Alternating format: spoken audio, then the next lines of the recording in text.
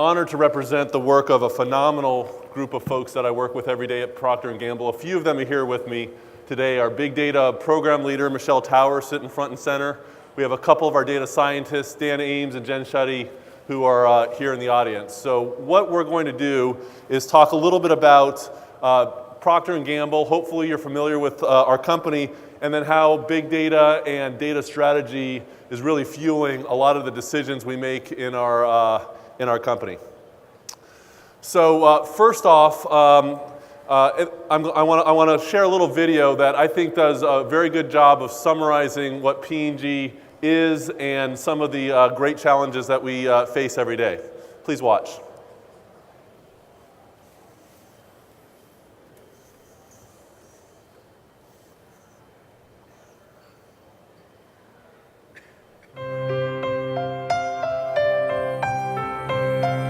For us, it's always been about people and taking care of what matters to them, like helping him get a good night's sleep and helping her dogs live to a ripe old age. She'll feel beautiful. He'll be more confident. She'll feel better. In small but meaningful ways, each of these lives is a little better because of each of us. Maybe you make the detergent that helps save energy, or market the shampoo that makes her class picture shine. At P&G, whether we make something, manage something, or move something, we touch lives. Billions of them. Every day. And every day, we have the opportunity to improve life. Because if any one of us sees a way to make it better or easier for someone, we can make it happen. Even the smallest idea can build a better world, today and tomorrow. Whether it's a powerful scrub, a healthy smile, a quicker picker-upper, a fresher look, a different way to clean, or a clean drink of water for the very first time. We know simple things can make a big difference. It's how each and every one of us at P&G, every single day, has the potential to touch and improve more lives. How will you touch someone's life today? We are humbled by the opportunity to touch 5 billion lives a day with our products. And for us, this is a mission of helping to improve in some small way the lives of the consumers around the world. We're going to do a quick informal survey and a mid-morning exercise. If everyone in the audience can stand up. And every time I give a talk to a large audience, I promise our brand and market research folks that I do an informal survey. So please sit down if in the last year you've purchased a Gillette shaver for yourself or a family member. Have a seat. Okay, so we've got about a 68 share of the audience. That's great. Have a seat if you've purchased a Tide product in the last year. All right. Pampers. Got a few more. All right, we got a couple still holding out here. How about Whisper, Pantene, Olay, Head & Shoulders, and Febreze?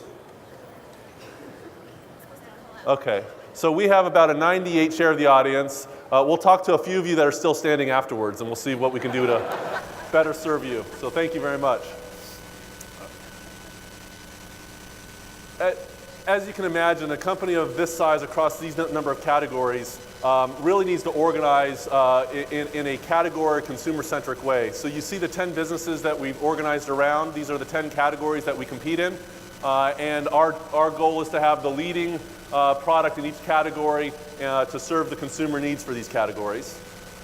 We're also organized by region, where we have operations in 170 countries, and we sell our products in 180 countries around the world to the tune of about $70 billion a year. You can imagine the complexity associated with running an operations of that size. And the rest of this talk is going to be about real case studies on how data, analytics, and the whole concept of big data is helping fuel our enterprise. So here's a little bit of our landscape. First of all, the enterprise is blessed to have a ton of data around each of our respective supply chains, product research and R&D, and marketing efforts. The opportunity we have as practitioners in this space is to integrate and harmonize this data to generate insights. A very short story that I'll share. As the CDO, I get a lot of technology vendors calling me wanting to talk.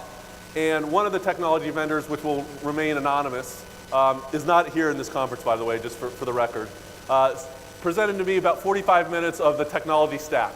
It talked about the parallel processing and the amount of data this technology stack could consume.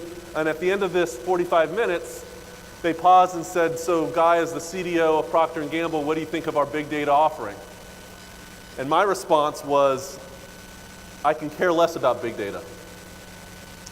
And of course, the look on this individual's face was probably about the look that's on most of your faces right now. Like, what do you mean? You're talking at a big data conference and you're saying, as the CDO, you can care less about big data. And my response was, what I care about is big insights. And what I care about are insights that will actually change an outcome, change a business decision, and frankly, improve the operations of the company and help us better serve our consumers. At the end of the day, that's what us as practitioners are here to do. And I always share that story because it's important that we don't lose sight on the ultimate objective of our trade.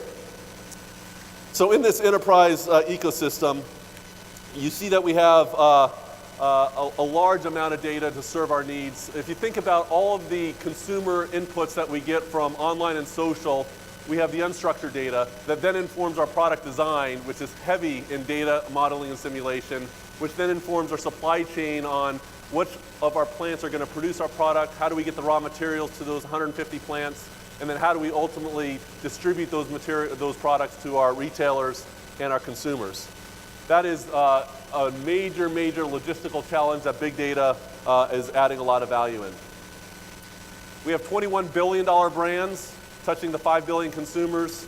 I mentioned the 2.3 million product specifications across the country, 72,000 formulations, 150,000 retailers, and 7 million orders a day distributed via 25,000 trucks a year. Now, that is a massive, massive challenge, and anyone that's looking for challenging and rewarding careers, Procter & Gamble is a pretty good place to start because we really have some interesting challenges where data is adding a lot of value. I'm going to share a couple case studies with you to bring to life how we're applying leading edge technology, data and analytics approaches to help solve some of the problems around our commercial, our product innovation, R&D, and our supply chain space. So these are the use cases that we'll talk about. In the product space, we have connected products. I'll share an example of how our connected products are going to change consumers' experiences and frankly change business models. We have the ability to recommend our products using AI and machine learning. We have optimized our supply chain in a number of ways and have also better served our retailers, customers through our big data platforms.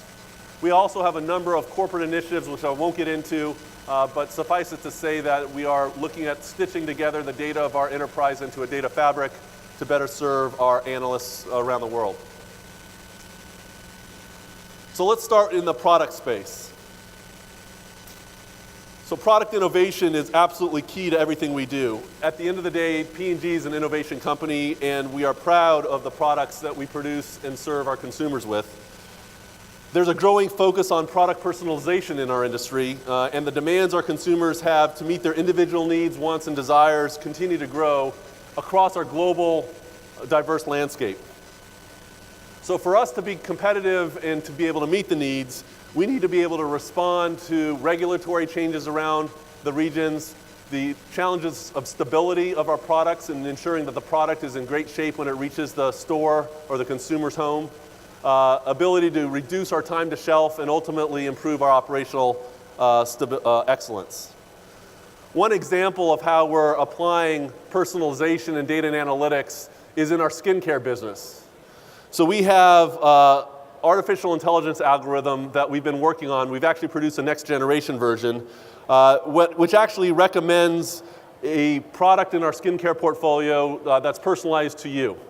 So the first generation basically took all of our R&D scientists' know-how, put it in an app, and the consumer would type in their different preferences on skin and it would recommend a different product. That was good.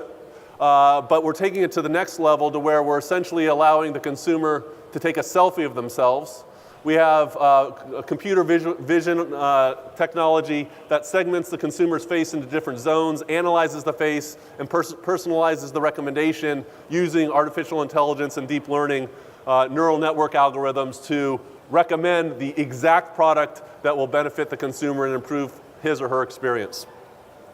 So this capability is a winner within our consumers. 93% have shown that they appreciate the experience, and of course it has a nice impact on the sales of the business.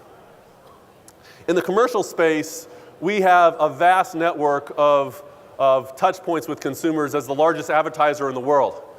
A few of the statistics that you see and a few that jump out to me in our ecosystem is the 150 million users that we collect every day. We have 1,500 websites, 17 billion online ad opportunities we evaluate a day.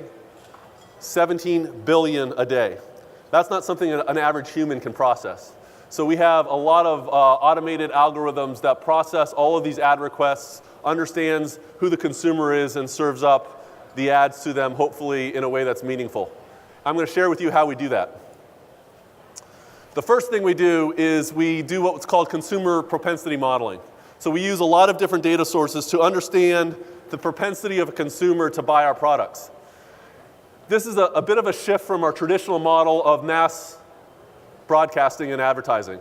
So Procter & Gamble is the largest advertiser. We usually go mass on TV and we spray our message everywhere, and we really hope that consumers hear it, resonate with it, and buy.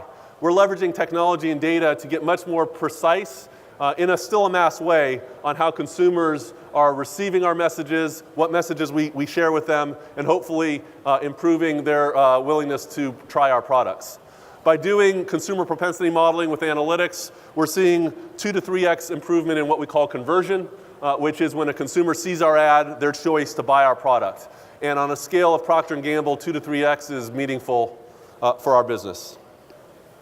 So once we do the consumer propensity modeling, you're online, you're surfing your web, and in sub-second response time, we're able to decide whether or not we want to serve you an advertisement, and if the answer is yes, what advertisement and what brand we want to serve you with, and based on that brand, what specific message we want to share with you that is most meaningful to you in that time. All of that happens in under 1/10 of a second. And we have machine learning algorithms and analytics that is the engine behind that real-time optimization of our advertising. Another really good example is in our sales retail area, where we are able to optimize our product offerings to better meet consumer needs. So in our developing markets, which are like India, Brazil, China, we have these stores called HFS, high-frequency stores. Think of them as small little huts that are maybe the size of half the stage, and they sell very small versions of our product at very low prices. Now what happens is we have thousands and thousands and thousands of these stores all over the country, in India, for example, and it's very difficult for us to know what products to sell into what store. So the way we used to do it before we applied algorithms is the sales distributor agent would go in there, they look at the store shelf, they kind of give a gut feel on what products they think will sell, and they recommend to the store owner what to buy. What we've been able to do is we've been able to integrate all the sales data from the region, demographic data, and other important data sources that we put into our algorithm, and we're able to put product recommenders to that individual store, to the iPad of the sales agent, to recommend very specific products for that individual store that will actually grow the sales of that store and better meet the consumer's needs in that region. And that is a big data problem.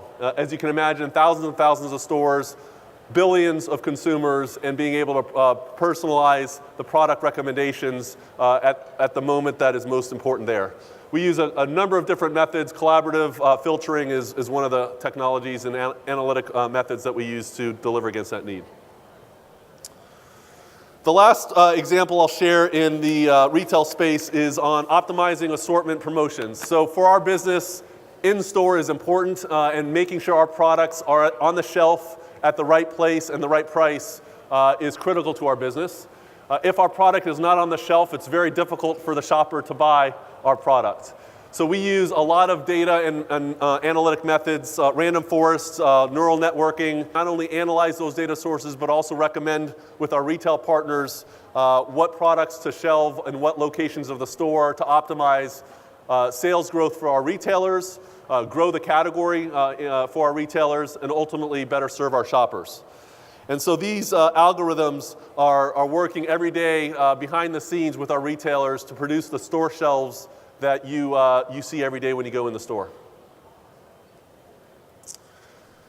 I mentioned Internet of Things earlier, and I know it was mentioned a few times in the previous speakers. How Internet of Things is relevant for Procter & Gamble is our products will become connected. So we've launched at CES in Las Vegas this year the first connected product of our Febreze plug-in. So Febreze, for those of you who don't know, the few of you that were standing, let me explain Febreze. Febreze is the air freshener that scents the room, and we have a number of different forms, one of which is a plug-in to an electric socket that scents the room. This plugin that we've just launched is a connected product that actually understands its environment, is connected to the home thermostat. The Nest thermostat understands the temperature and optimizes the scent experience based on not only who's in the room, but also what the thermostat readings are saying. And in this specific execution, we're able to leverage a lot of probabilistic time series analysis to optimize the algorithm and understand whether or not replenishment is required in the Febreze plugin. It can be connected through the iPhone, and this is our first launch into the connected home effort, and we expect Went dead? And I have a very loud voice, but I don't think loud enough for this audience. Am I back on? All right, the last example I would like to share is in our supply chain. I mentioned how many countries we operate in and how complex of a supply chain we have. As I mentioned earlier, in our supply chain, ultimately the objective of the supply chain is to get the right product to the right point, whether it's the shelf or the e-commerce outlet, to serve our retailers and our shoppers the best we can in the industry. We have a challenge in the industry called out of stock, which is if the product's not on the shelf, the retailer loses a sale, the manufacturer loses a sale, and the shopper's needs aren't met. And so we take out of stock very, very seriously. Sorry about this slide. I don't know what happened to the formatting. But basically, what we've done with these algorithms is we've been able to predict out of stock outages. So before we have an out of stock situation, we integrate all of the data that's associated with sales and a number of other variables into our algorithms that actually predicts an out of stock that sends an alert to the sales agent to fulfill the order before there's an out of stock situation for the shopper. Obviously, that improves our inventory accuracy, and it also helps better serve our retailers and shopper needs through these algorithms. So I wanted to share a couple of these case studies to give you a sense for some of the big data analytics work we're doing at Procter & Gamble. We're absolutely passionate about leveraging the amazing technology that simply 2 or 3 years ago was not either available or cost affordable for us to do. We're on a mission to really create competitive advantage for our company through big data and analytics, and I'm honored to represent that work here today. So thank you very much.